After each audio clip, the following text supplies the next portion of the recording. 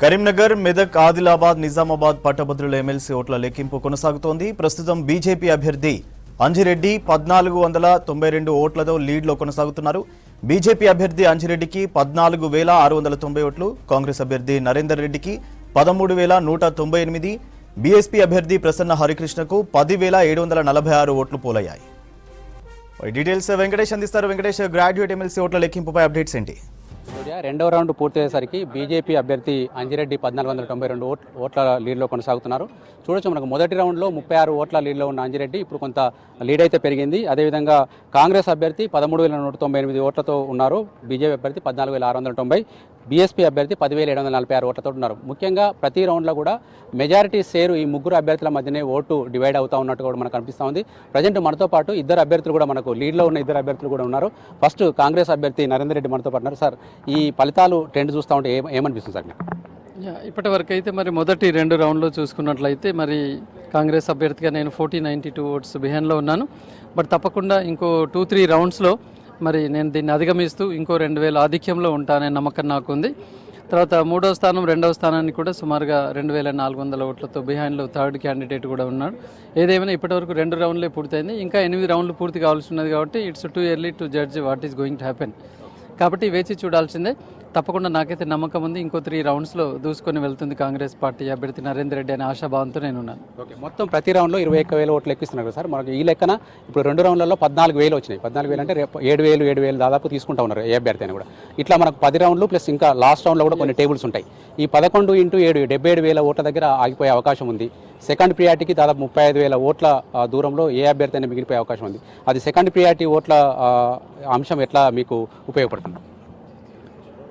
Second priority అంశము అనేది వాస్తవానికి ఇప్పుడున్న పరిస్థితుల్లో చూస్తూ ఉంటే ఇది కంపల్సరీ సెకండ్ ప్రియారిటీ ఉంటుందేమో అన్న అనుమానం కూడా వ్యక్తం అవుతుంది. బట్ ఏదేమైనా నాకైతే నమ్మకం ఉంది.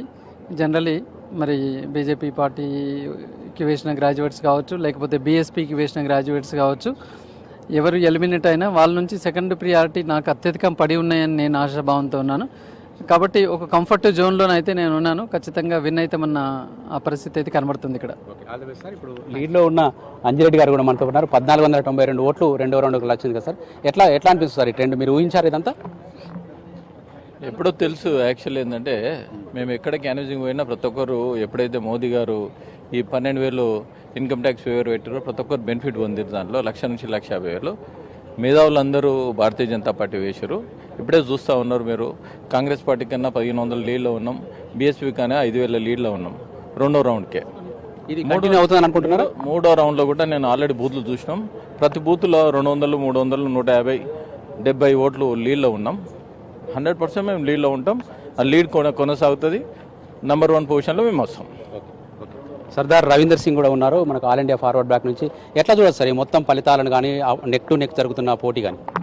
ముఖ్యంగా ఓటర్లందరూ కూడా ప్రధాన పార్టీల దిక్కే మొగ్గు చూపినట్టు కనబడుతుంది. మన కౌంటింగ్ సరళి చూస్తే ప్రధాన పోటీ కాంగ్రెస్ బీజేపీ మధ్యనే కనబడుతుంది ఆ సరళి కనుక చూస్తే. సో ఓట్ల లెక్కింపులో భాగంగా ఇప్పటి 2 రౌండ్లలో కాంగ్రెస్కు బీజేపీకి నెక్ టు నెక్ 1,400 డిఫరెంట్ ఉంది. వేరేజ్ అదే బీఎస్పీ క్యాండిడేట్ తోటి కనుక చూస్తుంటే 4,000 డిఫరెంట్ ఉంది. సో జనరల్గా ప్రజలందరూ ఆలోచించింది, గ్రాడ్యుయేట్స్ అందరూ కూడా ప్రధాన పార్టీల దిక్కే మొగ్గు చూపించినట్టు ఇప్పుడు ఈ 2 రౌండ్లలో మాత్రం ఆ ఫలితం కనబడుతుంది. ఈ 2-3 రౌండ్లలో చూడాలి మరి ఎలిమినేషన్ రౌండ్కు పోతుందా, అంతకంటే ముందే ఈ తగ్గితే ఒకవేళ డిసైడ్మెంట్ అవుతుందా అనేది వేచి చూడాలి. ఒక 2-3 రౌండ్లు అయితే క్లారిటీగా చెప్తుంది. Thank you. ఓకే, ఇది ఓవరాల్గానైతే అభ్యర్థుల వాళ్ళైతే ఎవరికి వారు ఆశాభావం వ్యక్తం చేస్తున్నప్పుడు కూడా ట్రెండ్స్ అయితే చాలా నెక్ టు నెక్ కనిపిస్తున్నాయి. కాకపోతే మొదటి రౌండ్ నుంచి 2వ రౌండ్కి వచ్చేసరికి బీజేపీ అభ్యర్థి కాస్త ఎక్కువ ఓట్లు సాధించినట్టుగా అర్థమవుతుంది. బీఎస్పీ అభ్యర్థి మొదటి రౌండ్ నుంచి 2వ రౌండ్కి వచ్చేసరికి కొంత బ్యాక్వర్డ్ అయ్యిండు. ఇది ఎట్లా తెలుస్తుందంటే మనకు ఓవరాల్గా ఈ 11 రౌండ్లు అంటే 10 రౌండ్లు పూర్తిగా 21 టేబుల్ మీద జరుగుతుంది. 11 రౌండ్లు మాత్రం దాదాపుగా ఒక 18-19 టేబుల్స్కు జరిగే అవకాశం ఉంది. మొత్తం పోలైన ఓట్లలో చెల్లిన ఓట్లు కనుక తీసుకుంటే 2,12,000 ఒక ఓటు 2,28,000 దాంట్లో 1,12,000 పైచిలకు ఓట్లు వచ్చిన వాళ్ళు మాత్రమే విజేతగా ప్రకటిస్తారు. కానీ ఇప్పుడు జరుగుతున్న ట్రెండ్ మనకు చూస్తూ ఉంటే ప్రతి రౌండ్లో కూడా లీడింగ్లో ఉన్న అభ్యర్థులకు 7,000 ఓట్లు వస్తున్నాయి. మొత్తం 21,000లో మొదటి ఇద్దరు బీజేపీ కాంగ్రెసే 14,000 ఓట్లు తీసుకుంటున్నారు, బీఎస్పీ మరొక 5-6,000 ఓట్లు తీసుకుంటున్నారు. అంటే 20,000 ఓట్లు దాదాపు ఈ ముగ్గురు మధ్యలోనే షేర్ అవుతున్నాయి. ఇక మిగతా 53 మంది అభ్యర్థులకు కేవలం 100లలో 10లలో కొందరికి 1-2 మాత్రమే ఓట్లు వస్తున్నాయి. ఇవి ఎలిమినేషన్ చేసేటప్పుడు చాలా కీలకంగా మారబోతున్నాయి.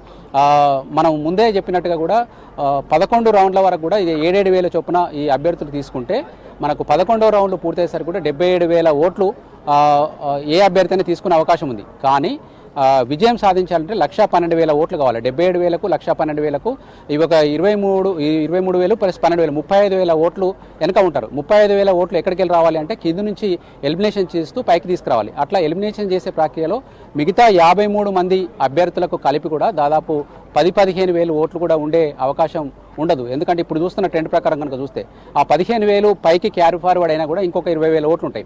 ఆ 20,000 ఓట్లు ఎక్కడికి వెళ్ళి తీయాల్సి ఉంటుందంటే మనకు 3వ ప్లేస్లో ఉండే అభ్యర్థి నుంచి తీయాల్సి ఉంటుంది. ఒకవేళ 3వ ప్లేస్లో ఉన్న ఇప్పుడు ప్రసన్న అభ్యర్థి అట్లనే ఇంకా తగ్గుతూ వెనకపోతే కనుక ప్రసన్న హరికృష్ణ ఎలిమినేట్ అయ్యే ప్రమాదం ఉంది. అట్లా కాకుండా ఆయన ముందుకు వచ్చే అవకాశం ఉంటే కనుక ఈ మిగతా ఇద్దరిలో ఒకరికి థ్రెట్ వచ్చే అవకాశం ఉంది. అట్లా 3వ ప్రయారిటీలో ఉండకుండా ఉండాలని ఈ అభ్యర్థులు కోరుకుంటా ఉన్నారు. మొత్తంగా ఓవరాల్గా ఇప్పుడు 2వ రౌండ్ ఓట్ల లెక్కింపు పూర్తయింది. 3వ రౌండ్ కూడా కొనసాగుతుంది. 3వ రౌండ్ ఫలితం కూడా చాలా వేగంగా వచ్చే అవకాశం ఉంది. ఎందుకంటే నిన్నటి నుంచి ఈరోజు ఉదయం 11:30 వరకు కూడా వాళ్ళు చెల్లని ఓట్లు చెల్లిన ఓట్లను వేరు చేసే ప్రాసెస్ చేశారు.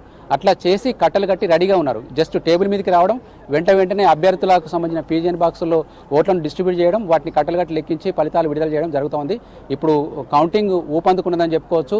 ఒక రకంగా అందరిలో ఆసక్తి కలిగించినట్టుగా ఈ ఫలితం ఈ ముగ్గురు మధ్యలోనే సాగుతూ ఉంది. కాకపోతే ముగ్గురు మధ్య గ్యాప్ కొంత ఫస్ట్ రౌండ్కు సెకండ్ రౌండ్కు పెరిగింది. గ్యాప్ స్టార్టింగ్లో అయితే నెక్ టు నెక్ 36 ఓట్ల తేడాతోనే కాంగ్రెస్ అభ్యర్థి బీజేపీ అభ్యర్థి మధ్య తేడా ఉండేది.